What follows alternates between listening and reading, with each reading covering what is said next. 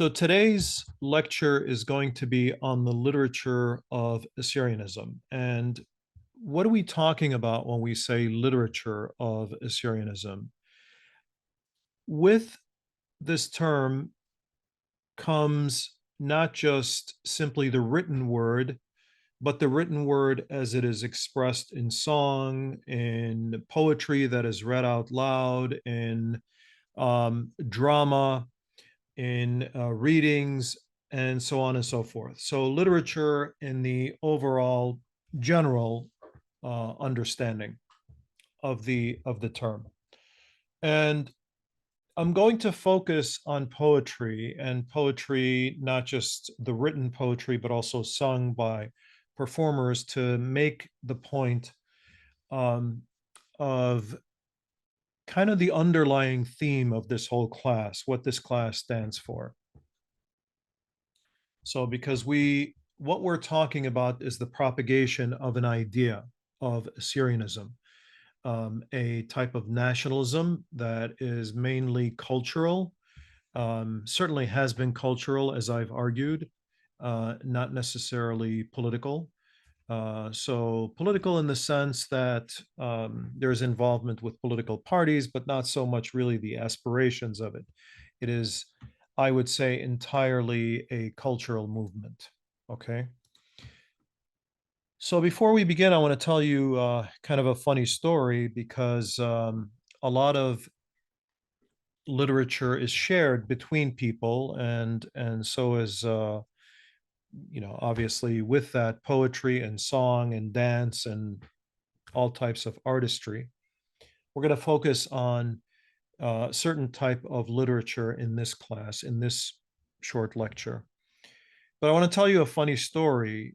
A few years ago, there was an Assyrian bookseller, and along with his books, he used to sell recordings, Assyrian recordings, Arabic recordings, Turkish, Kurdish, Persian, and so on, Middle Eastern recordings. His store was called Al Ittikal Bookstore, and it was located on Kedzi. His name was Oraham. He passed away a few years ago, sold it to another person who's also was named Oraham, who had it on Pulaski Avenue. And then finally, sadly, he passed away as well. And the store unfortunately was closed and is no longer operational. But it was a nice store where Assyrian books were sold, and along with Assyrian books, music. And so one day, in walked a very famous performer by the name of Ibrahim Tatlisis, who's a famous Turkish performer in Turkey and actually throughout the Middle East, I should say. So Ibrahim Tatlisis, if you search him, if you Google him on YouTube and so on, he's not only a singer, he's also an actor and very well known, very wealthy now in Turkey. So in walked in Ibrahim Tatlisis, and his eye fell on some of the Assyrian recordings that happened to be on the wall of that bookstore. And he specifically looked at one performer's recording, Sargon Gabriel, and asked the owner of the store, what are his songs like? And the late Oraham said, well, his songs, some of them are borrowed from yours music. He's taken your music or your um, um, not lyrics, but the song, the music is borrowed from you. And he said, that's okay, because my music is stolen from others as well. So what this means is that for me, this transmission of music, although we like to think of kind of every culture has a uniqueness to it, there's a lot of borrowing, in fact, in Middle Eastern and even in Western music and performances and poetry and so on and so forth.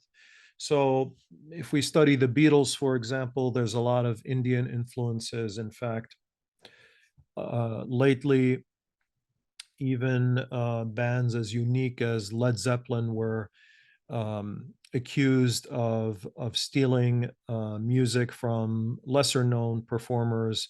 So all this is to point that humanity shares various themes in terms of its art, literature included, songs included, so on and so forth.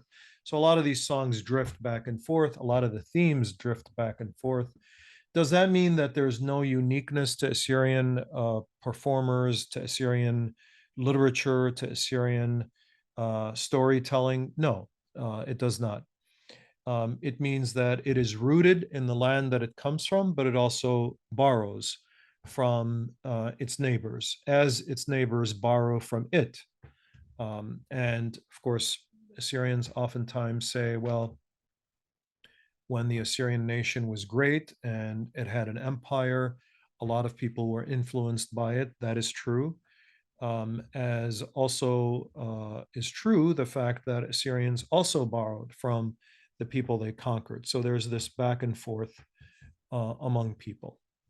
Now, the images that you see here on this first screen are some of the very early Assyrian writers and thinkers, people who put ink to paper and had their writings performed, whether in musicals or in poetry recitals or simply to spread them on paper, and had a great deal of influence in terms of the Assyrian identity that is carried today. And one wonders, as we touch on the various themes here, one wonders how the Assyrians maintain their existence and continue to maintain their existence without the apparatus of the state structure, which many nations have. And this is, of course, a feat accomplished by great men and women, some of whom you see here, others that are not seen, but also worthy of mention. And the people that you see here, by the way, just so I'm clear on identifying, from the right of the screen to the left on the upper side is Mishail Lazar Isa, a very unique writer in Iraq. Um, Next to him is Pira Sermes, an Assyrian from Iran, from Urmia. Next to him is the great Ed-Deshir, one of the greatest scholars among the Assyrian people, who was a bishop in the Chaldean church in Sirt and who was killed during the Assyrian genocide. And next to him is the great Rabbi Benjamin Arsanis. And next to Benjamin Arsanis is Lili Taimurazi, who was a great performer, writer of short stories and children's tales, and also musicals and dance group. And next to her is Isa Benjamin, who created a great deal with Assyrian letters, kind of romanticized Assyrian letters. Below him is the great Daniel Benjamin, or excuse me, William Daniel, the musician and nationalist and poet. And next to him is Naum Fayek, who's also one of our greatest poets and writers and thinkers and nationalists and unifiers of his people. In the corner is the great John Alchas. All of these people are amazing writers and creative writers. John Alchas is perhaps, according to many who are familiar with the Assyrian language, one of the greatest poets among modern Assyrians. And then to the right is Dr. Freidun Aturaya in a Russian uniform because he served in the Russian military. His poetry is also known, and we will quote from his poetry today. Now, what literature are we talking about when we talk about Assyrianism here? What is the literature that kind of upholds this idea among these people dispersed all over the world? Well, it reflects their aspirations, their longing to have a homeland, their struggles, their persecution, the values um, of of their nationhood, seeking to define, preserve, or assert their national identity and link it to a glorious past. Very few people, by the way, are like the Assyrians in that they possess museums all over the world that have their artifacts in many places where they reside as communities. For example, Chicago and London and Moscow and Paris and Baghdad and other places. Very few people have their ancient artifacts dispersed.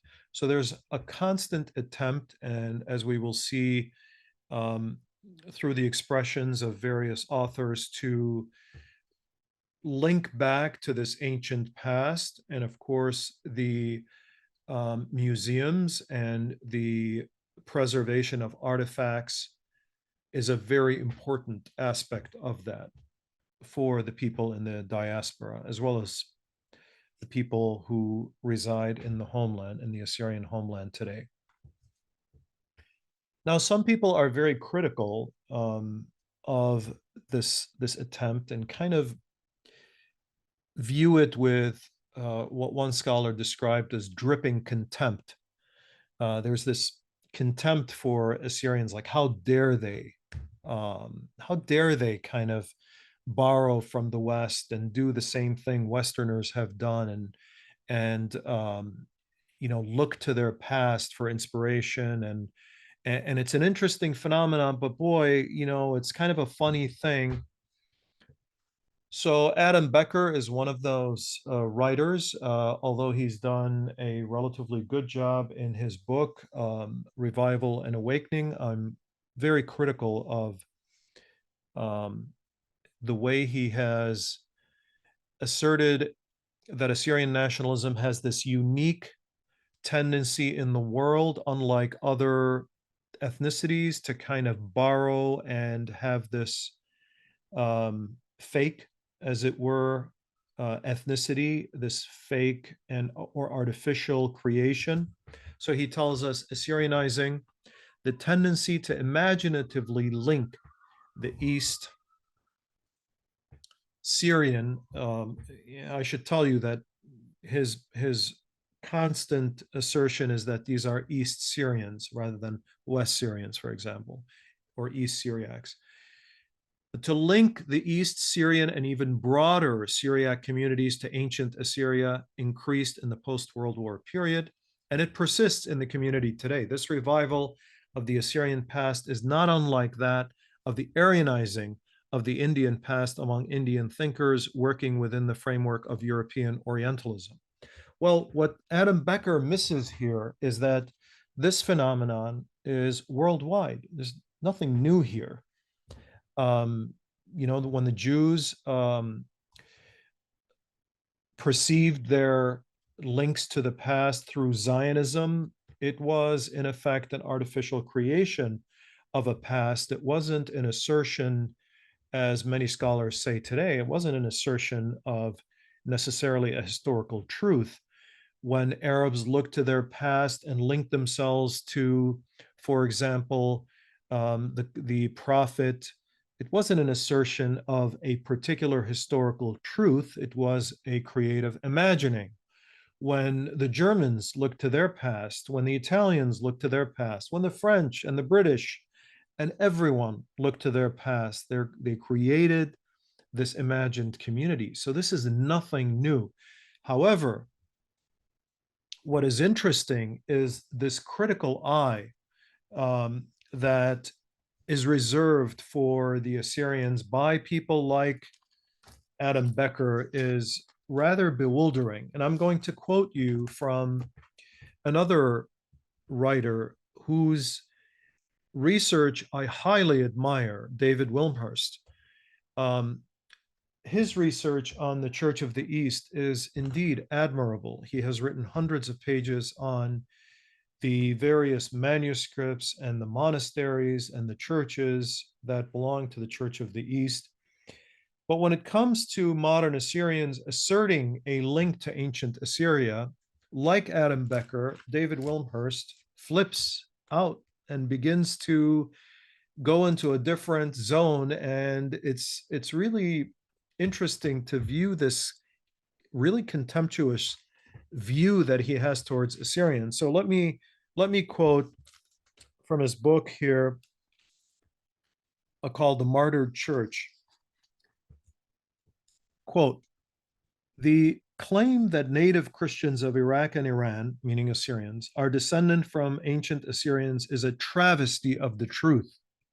No doubt, some Christians from the Mosul district are indeed descendant from the Assyrians, but far more are descendant from Jews, Aramaeans, Nabateans, Medes, Parthians, Persians, Kurds, and Arabs, not to mention Greek and Syrian deportees from eastern provinces of the Roman Empire.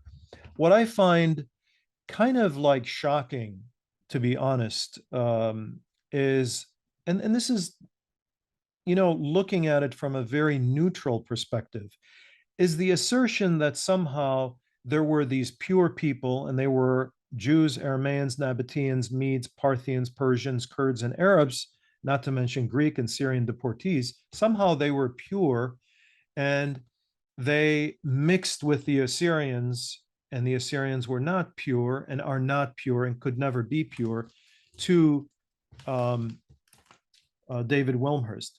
The native Christian population of Iraq and Iran is thoroughly mongrel and has been for centuries, as if to say that there are some nations or some people that are mongrel, a term that really I've never heard used for a people, thoroughly mongrel and has been for centuries. Now, one would think that David Wilmhurst, to make his point, has done some kind of DNA testing, and he's checked over the centuries to see how impure the Assyrian people have been, as if to say Assyrianism depends on the purity of race or DNA. Certainly does not. But one would be interested in knowing, where do you get this data to make these claims? Everything must rest on some type of data, some type of a footnote, some type of a scholarly source. And if we look, there's no reference to any source here. But here's the kicker here by David Wilmhurst. Not only were the Nestorians and Chaldeans not Assyrians in any real sense, but they had never, throughout recorded history of the Church of the East, thought of themselves as such. And of course, he's unfortunately not looked at all the records, because that is certainly not true. The names of thousands of Nestorian and Chaldean bishops, priests, deacons, and scribes between the 3rd and 13th and 19th century, are known, and there is not a Sennacherib or Ashurbanipal among them. Well, there is a Sennacherib, there is a Sargon, and there are several other Assyrian names, and these are very well attested to in historical sources.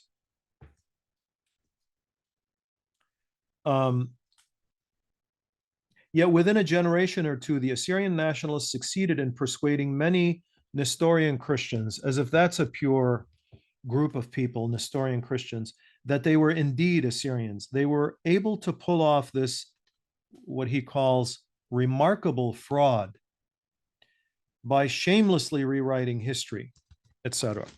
So now, is it rewriting of history? In one sense, of course it is. Is it a fraud? If you say it's a fraud, then the entire history of civilization in the world really rests on frauds. Is it creative writing to one extent? Yes, of course. Is it imagination? Yes, of course it is, Adam Becker. It is also the case among many people. So in other words, it is a human phenomenon. It is not unique, and it's certainly not fair to call it a fraud. So what are the themes that Assyrianism or Assyrian nationalism encourages? What is the cultural, literary themes that one can point to? Certainly national identity and pride. There is emphasis on cultural heritage, on language, on traditions, on history. celebration of the characteristics that are unique to Assyrians. There is a theme that speaks to resistance and struggle, and we will touch upon the writings of Freydun Aturaya and Naum Fayq, for example, as well as in modern times Ashur Bitsergis, narratives of resistance against oppression and foreign domination, and so on. There's unity and solidarity, the striving to bring together the various components of the Assyrian people, liberation and independence, an aspiration that Assyrians have, revival and renewing, especially to reclaim the glorious past and to behave in a way in that perceived understanding of that past, social and political justice, so demand for rights and fair treatment and advocating reforms. There is myth and folklore contained within Assyrian writing, Assyrianist writing, incorporation of national myths and folklore to build a sense of identity and use of symbolic figures and landmarks or nature and events to inspire and unify. For example, Semiramis, Gilgamesh, Achiqa, Qatine, Agapotros, the Tigris River, the city of Nineveh, so on and so forth. These are symbols that are rallying points. These are creations in our mind that allow us to imagine that we are one people and we share these symbolic figures and entities. Idealism and a vision for the future, utopian visions of a prosperous and just society, an inspirational message aimed at future generations, sacrifice and martyrdom, always honoring Assyrian martyrs, individuals who sacrificed for the nation's cause or who became victims, a cultural and intellectual awakening, realizing that the Assyrian that is living today in the diaspora or in the homeland shares with an ancient past great achievements, glorious achievements.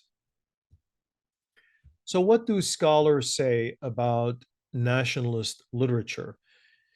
Two scholars in particular, I feel, are very important for understanding and are very helpful guides to give us kind of theoretical grounding for understanding literature that is contained within Assyrianism. Benedict Anderson is one. His key work, key writing is Imagined Communities, Reflections on the Origin and Spread of Nationalism. So when Benedict Anderson, who's a social scientist, understands there is something called imagined communities that is lacking on the part of people like Adam Becker and David Wilmhurst. Anderson's concept of the imagined community has been influential in understanding how nations are socially constructed and how literature plays a role in this process.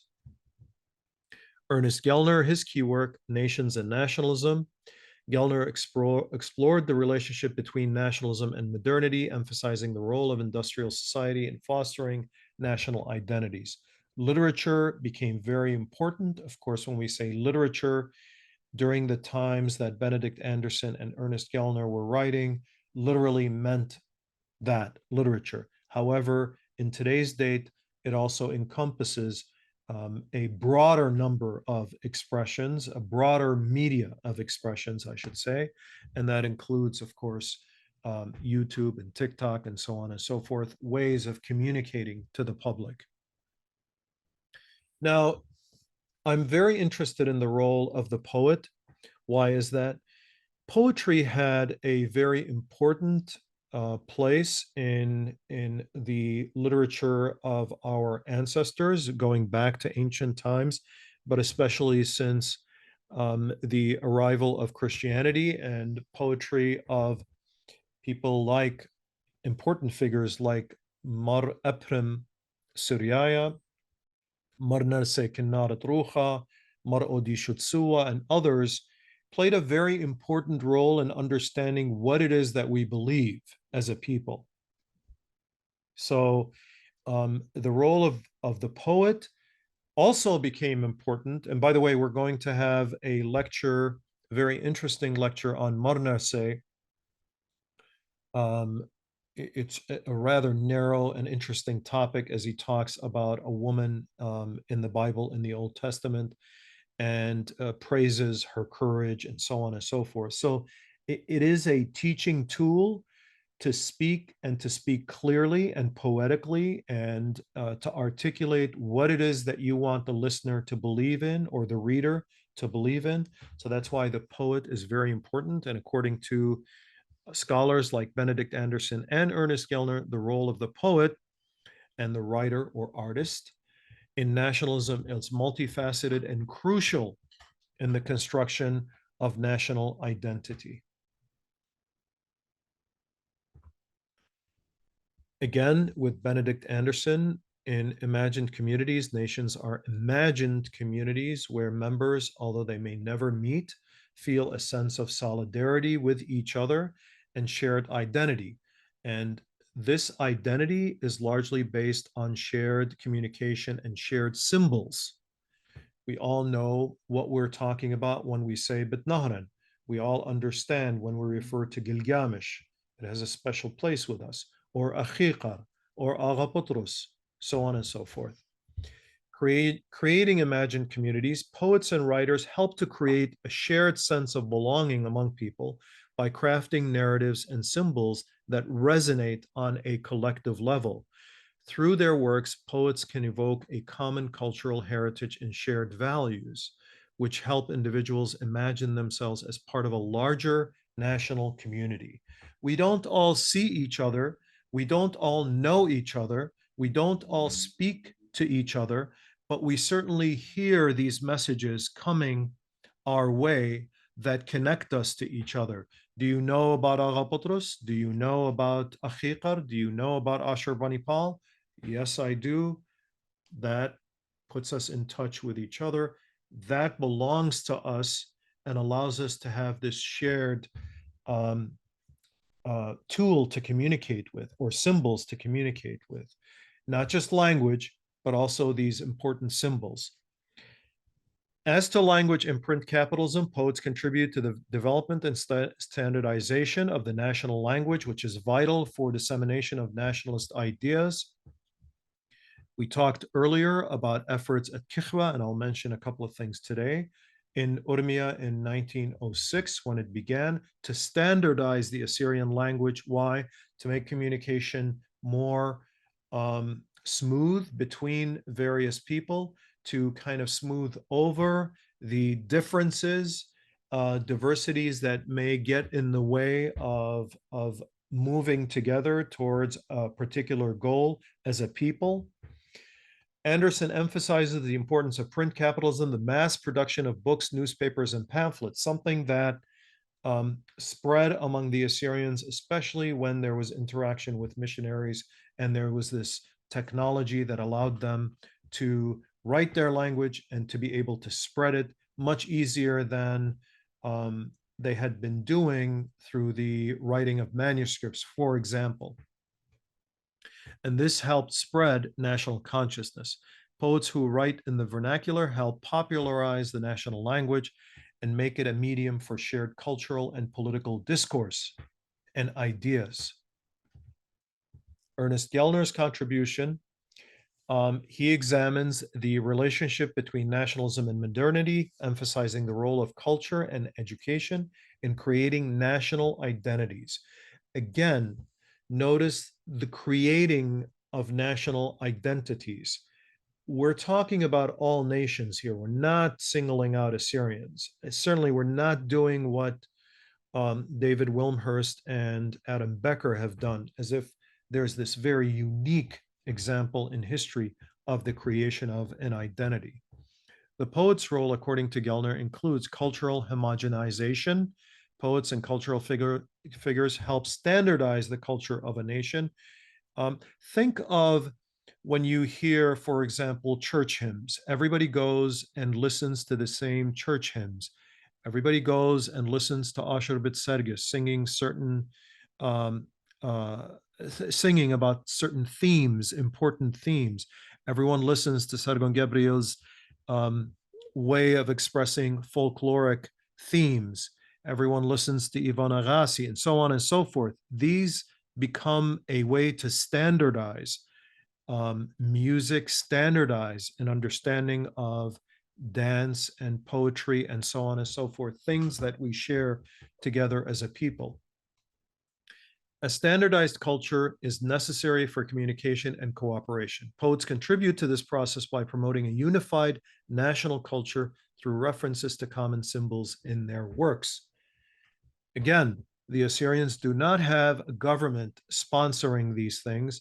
There are various gatherings of poets, of musicians, of artists that keep perpetuating, tag teaming together, as it were, and doing the best they can and doing a marvelous job of having the Assyrian people uphold their identity.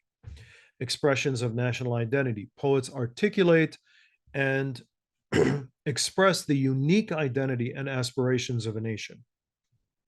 By celebrating the nation's history, traditions, and values, poets reinforce a sense of shared identity and purpose. They often become symbolic figures who embody the national spirit. Think of people like Freydun Aturaya, Naum Fayek, Benjamin Arsanis, and so on and so forth. Ninos Aho, and other modern poets. There's a common role of the poet in Assyrianism. It is the creation of narrative creation, crafting compelling narratives that unite people among common history and identity. Poets create stories and myths that give people a sense of belonging and continuity, linking past, present, and future.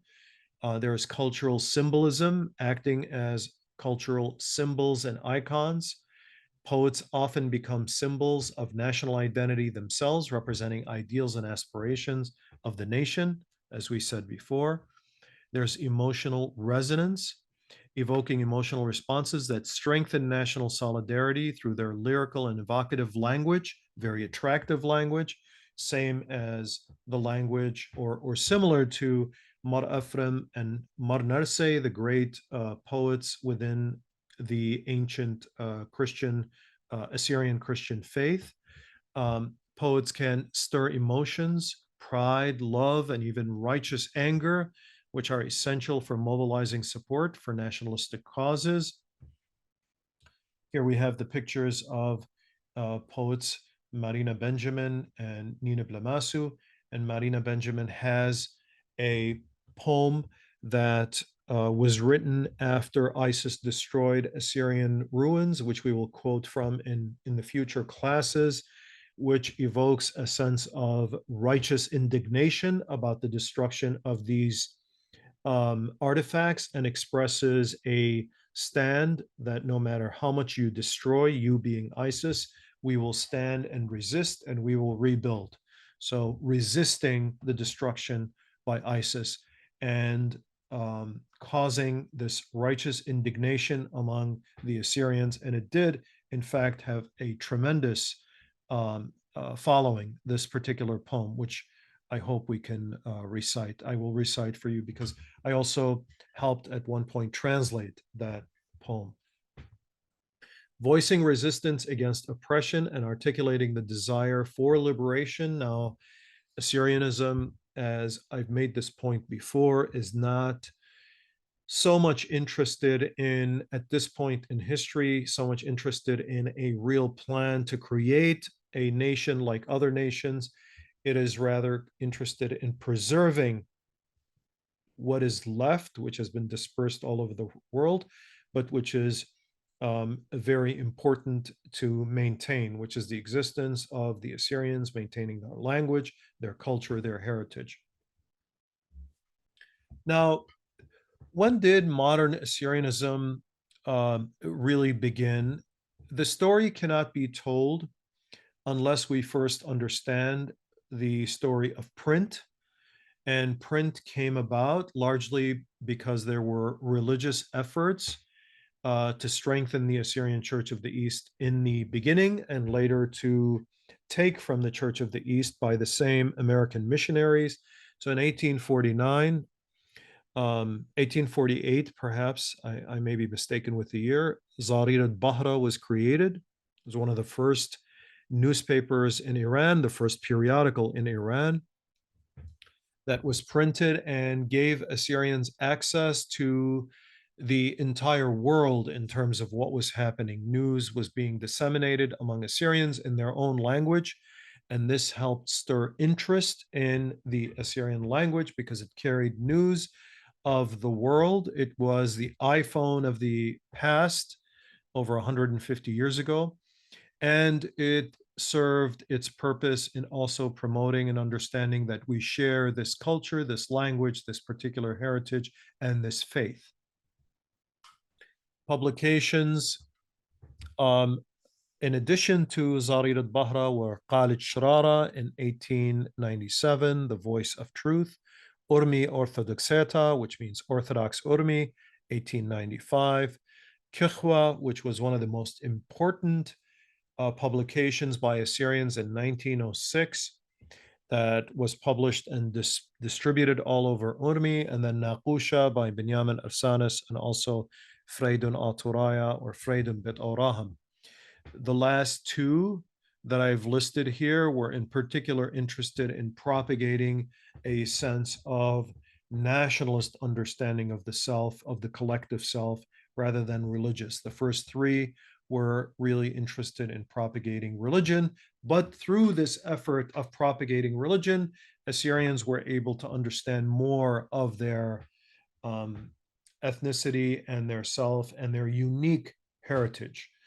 Three figures that are particularly important during these times are Binyamin Arsanis, Yuhanna Mushi, and Freydun Bet Orahum or Freydun Aturaya. Yuhanna Mushi tragically was killed in the First World War during the Assyrian genocide in 1915 in Urmi, and Dr. Freydun Aturaya was killed in a prison in 1926. Binyamin Athanas died in 1957, I believe, in Tehran, Iran. Another important component of building Assyrian literature was the creation of the Assyrian school in Mosul by Qashi Yosef Qalleta, Reverend Joseph Qalleta. Yes, I am related to Reverend Yosef Qalleta, I am happy to say and proud to say. And Qashi Yosef Qalleta was a priest of the Church of the East, a deacon in the beginning of the Church of the East, and later became a priest in the Church of the East.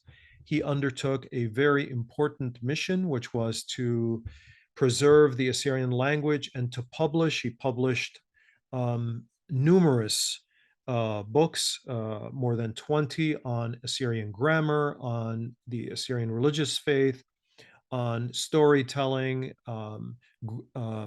poetry, and linguistics, and helped to teach the language to many Assyrians, perhaps thousands, who went on to teach the language to others.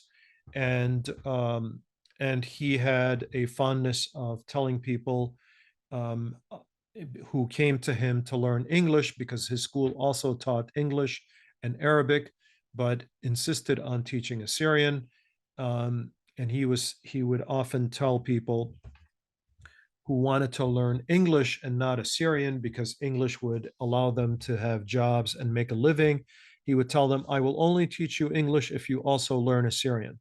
So he helped transmit the Assyrian language and to keep it alive, not only for secular purposes, which was to propagate an understanding, a collective understanding among Assyrians of their nationhood, but also to help preserve their church traditions, their unique church traditions. He took manuscripts that, for example, the Khudra, and he put them to print and he multiplied their numbers. Whereas before it was very difficult, of course, to copy a manuscript very carefully. Scribes would do it one at a time.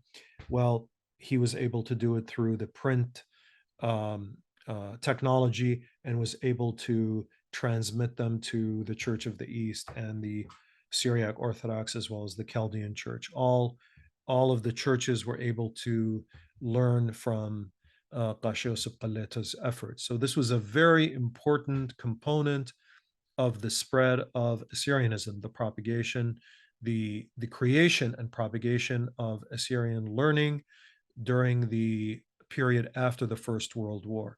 And one must understand and give credit to those who, not just Qashi Yusuf Qaleta, but others who helped them, how important an effort this was during a time when Assyrians had just recovered from the genocide, or were still recovering from the genocide.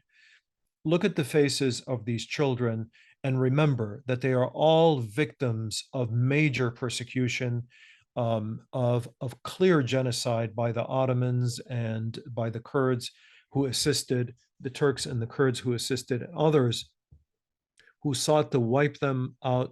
These are people who have been displaced from their original homelands in the Hakkari and in Urmia and have come in 1921 to study. And so one must bow one's head to this effort, which was marvelous, certainly a very admirable effort on the part of these people through the most difficult times to create a school and to teach in the Assyrian language as well as other subjects.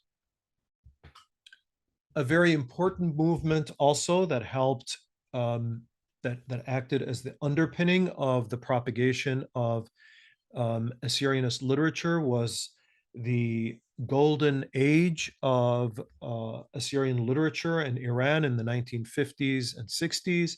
And one of the central figures I feel in this effort, and we will talk more about him, is Pir Sarmas, who wrote Tash'it Saprayuta Atureta, who put together a marvelous 3-volume work that told us about all of the authors that are writing, in particular in modern Assyrian, but also included some in classical Syriac, but especially Assyrians who were writing in Iraq, in Iran, in Syria, in the United States.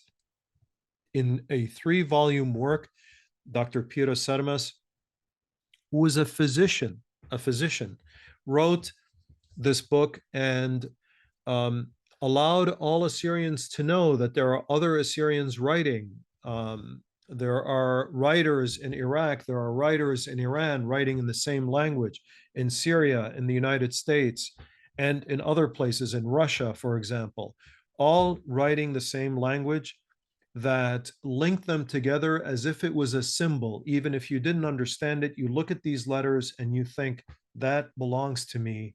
And whoever lays claim to that is also a part of me, part of the same overall, shall we call it, imagined community. Now, what did Assyrians write about? Let's take a few examples. So one of the types of writings that Assyrian writers or Assyrian, these literary efforts have produced, these Assyrian poets, is the call to an awakening, the coming together to rise and to claim a heritage that is under fire, as it were. So one of the writers is Naum Faiq, who was a member of the Syriac Orthodox Church, who lived in the area of Harput, southeastern Turkey, and who came to the United States and died in New Jersey. There you see in the picture is depicted his gravestone with Assyrian standing commemorating his activism in, I believe it's 2007 or 2009, that photograph. And he tells us in his poetry, rise, Assyrian youth, and wake from your slumber. The dawn of a new era calls you to remember. The hardships of the past may have been long ago, long and dire, but now is the time to rekindle your inner fire. Do not let despair cloud your bright future's sight, for within you lies the power to fight the good fight. Your ancestors' glory runs deep in your veins. Their legacy of courage and strength remains. Now, this is meant to lift up a broken people, a people dispersed all over the world after their persecution, and to tie them together, because everybody, all of the Assyrians had experienced this scar, if you will, that allowed them to kind of symbolically link themselves to each other, to imagine that everybody has suffered the same and that we've come together in our suffering and have this commonality between us. Freidun Aturaya also, in his difficult times, he was writing from the East, and at one point writing from prison. He was a political prisoner. Writes قالت قرنا. قالت قرنا means the sound of the trumpet or the sound of the horn of devotion from the ages calls. Come to us, you tired, Benunik Chicha, you tired sons. It is you that we are, that we endeavor. It is for you that we endeavor. From Mesopotamia, the land ancient, to the great western sea, meaning to the Mediterranean, from the great Tigris, Khabur, and Zab, let us resurrect our Assyrian nation. So, this call to an awakening is a very common theme among Assyrian writers. Certainly, Freidun Aturaya and Naum Faiq are two very stellar examples. Also, among them is Binyamin Ersanis. But also recently, we hear this theme, and Ashur Bitsergis, in a very recent song, calls for an awakening. Of course, Freidun Aturaya has a song, Rushjuanka, Awake Young Man, that also Ashur Bitsergis sings in the 1970s. But here's a translation of a recent song that refers to the Nineveh plain. I wake up from my sleep on my green field. Chikliqina, our old house is built of mud. Our old house built of mud. My bread bakes in the tanura, or tanur, clay oven. All fruits of my fertile soil. Awake from your sleep. Awake, O nation. Awake, young man. Our long sleep is over. I wake from my sleep every day. Happy, Nineveh plain. I am pleased. This is my home and my hearth. The day I left, my hearth was full of sorrow. So this is a song devoted to the Nineveh plain, and of course, I'm not doing it justice with this translation. What we will do is, in future classes, we will hear passages where the song is sung, and we will give the translation, so you get a feel for the power, the emotional power that it contains. There is a very important theme of asserting, despite what others have said. I mean, you've heard the challenges from certain scholars. Of course, these challenges also came from political sources, such as the Iraqi government or others, to oppose Assyrian identity, to hide it, to repress it, to persecute it. Here we have a poem by Oraham Yelda Oraham. And it speaks to the strength of the Assyrian identity and links it to a stone or a rock. Upon inquiry as to my name, I respond, a man from Nineveh, born in the land of Mesopotamia and Assyria of the east. It is not a miracle, as I am the son of immortal Ashur, never vanishing from the face of the earth, for my existence is born of the rock. So, kind of linking oneself to almost like a metaphor, as in Christianity, the song that the church hymn Murli Ita, tell me, O church, where shall I build you? Build me upon a rock. Um, the church answers to the narrator, build me upon a rock, and that rock stands for Simon, Shumun Kipa in the Bible. And of course, this is kind of a mirror theme of that idea that Assyrian identity, like the Christian faith, is everlasting, and it is built on this rock, or the existence of the Assyrian is born of the rock. There's also in Assyrian literature a lot of references to certain landmarks. rivers, mountains, and so on and so forth. Duranat Hakkari, the mountains of Hakkari, the Tigris River, Bitnahran. This is a very interesting poem, which was translated by Ashurbanipal di Kaleda. And I just wanted to recount some of these um, themes which link nature with the ancient past and show this transmission through through time to assert a legitimacy that, for example, David Wilmhurst and Adam Becker and others scholars have questioned, as well as we said, governments have questioned. This is a more subtle example of Assyrian writing. Sown in the western sea, a part of me lies in her depths. With the clouds, she toiled, nurturing me in my hidden home.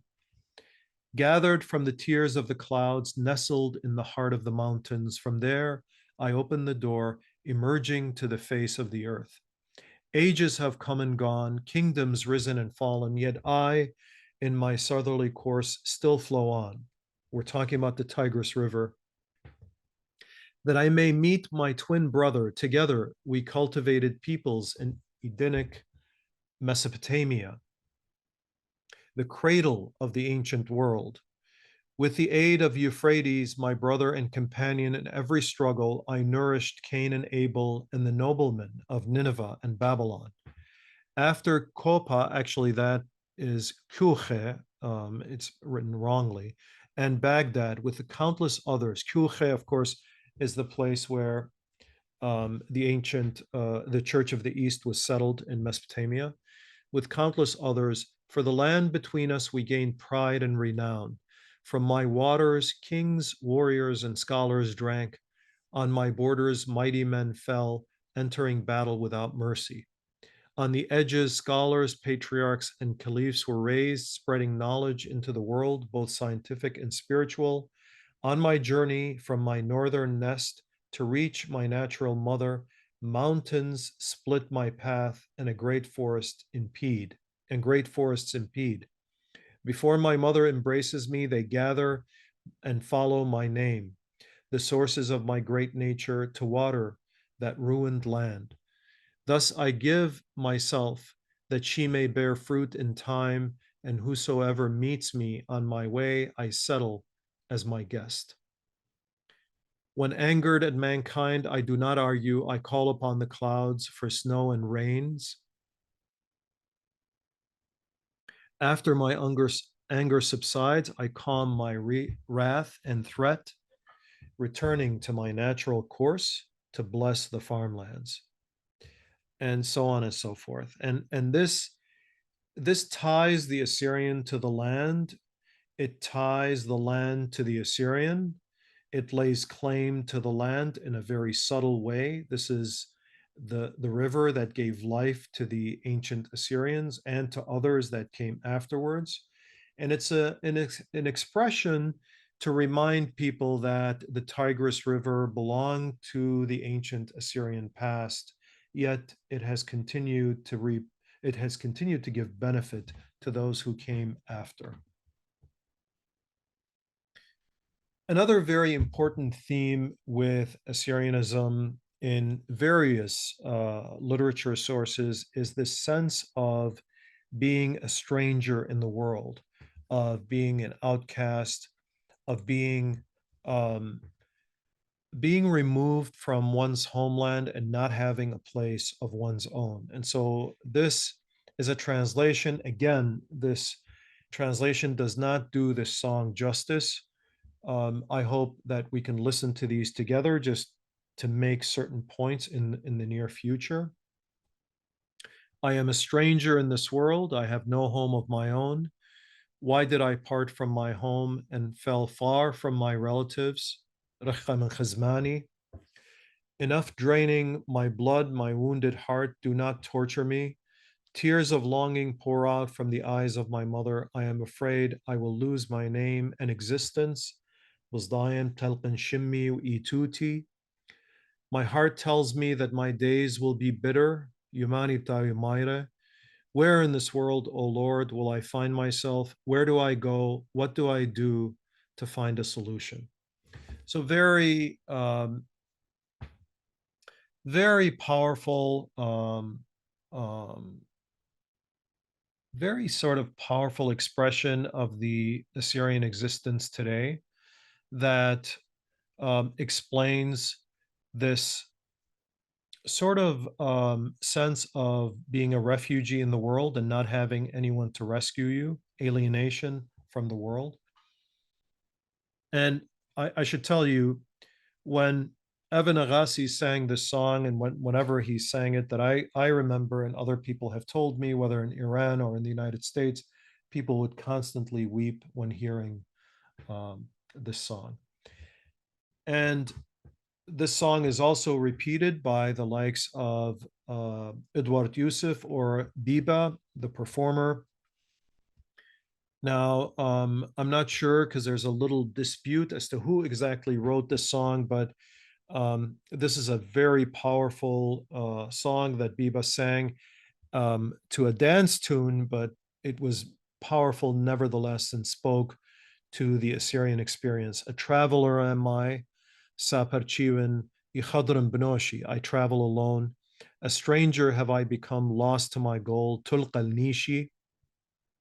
Why, O Lord, the miseries of this world have only remained for this heart.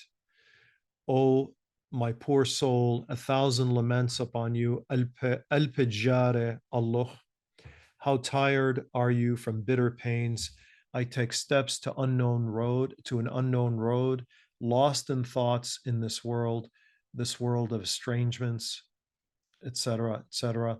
And then he says, all of my life full of sorrow, resembling the ruins of Nineveh. One must remember that when these songs were performed, when this poetry was read in places that were very sensitive, like Ba'athist Iraq, one had to be very careful in expressing certain themes. So everything was very muted. And this song certainly expresses that longing for a homeland, but in a very subtle way. And Albert Tamras also sings a similar song of longing. O time, ya Zona, O time, ya Zona, why are you persecuting us? Qamud Buzlama Allah. We are but guests in this world, ya Zalim, O cruel one, we are but guests in this world. Let us pass in peace, shuklan orach, pshana, and in kindness. Do not leave us shattered in this world. O world, O world, O world. Ya dunya, ya dunya, ya dunya. So there are many themes like this that one would think is simply the laments of one person, but they're really an expression, a social or collective expression of a people. This also sparks a kind of anger towards God that is expressed in some literary creations, such as the Letter to God by Georgis Agassi. The song is sung by Evan Agassi, who's his brother. I wrote letter after letter in your name, O Creator, Ya Bariana. Again, I send you another letter. Listen to our voice, O Creator. You are the giver of hope. I send you a letter on behalf of every believer. I wrote letter after letter in your name. Again, I send you another letter. Our hope resembles the waves of the sea, our faith upon the Creator, meaning it goes and it comes. Do not allow the work of your hands, shulanit iduch, meaning a reference to the Old Testament, Isaiah's reference to Assyrians being the work of God's hands or the rod of his anger. Do not allow the work of your hands to become the work of others. Now, with the creation of organizations like the Assyrian Universal Alliance, there was another transformation and a new assertion for political rights among Assyrians. And then we have the voices of, within Assyrianist circles, the voices of people like Yosef Bit Yosef, who is a very creative writer, at times very angry writer, um, and which is righteous indignation, I should say. He wrote the Rumrama song, which was performed by the Chicago Symphony Orchestra. And here's a slight translation, a small translation of some of the parts of that song, which was originally composed by Nebo Isabe and later by his son Tiglat Isabe. In reverence of the exalted name of our Assyrian nation, let us stand, salute her, she who became the cradle of civilization. Give admiration to our forefathers who radiated into the world as they directed humanity to live in peace and eternity, and so on and so forth. Now, the question is always asked, okay, so there are all of these writings, all of this um, poetry. Why? What could one say about the effects that this is having on the Assyrians?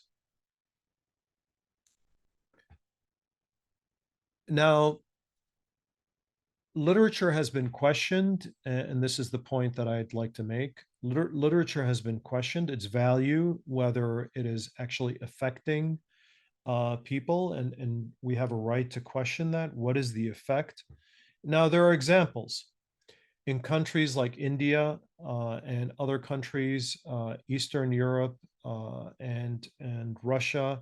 There is this sense of a growing sense of nationalism, and of course, literature is carried not just in the typical way, written in books and so on, and pamphlets, but also through various media, TikTok, Facebook, uh, YouTube, and so on and so forth, Twitter. This also is the case with Arab and Kurdish literature in the Middle East, as well as, of course, Assyrian. Um, there are cultural revivals, and there's a growing interest among youth in reviving and sustaining indigenous and local culture. There's certainly a very strong movement to assert indigeneity among the Assyrians, and this is being pressed in various circles, including in various international organizations. All of this is really promoted, motivated, and sustained also by this literature. So, in conclusion, literature of Assyrianism continues to resonate with youth. One would think that it isn't. It is not the case, but it is the case by helping to uphold their identity through these shared symbols, especially in the diaspora, and to engage with political and social issues, preserve their cultural heritage, and respond to contemporary challenges.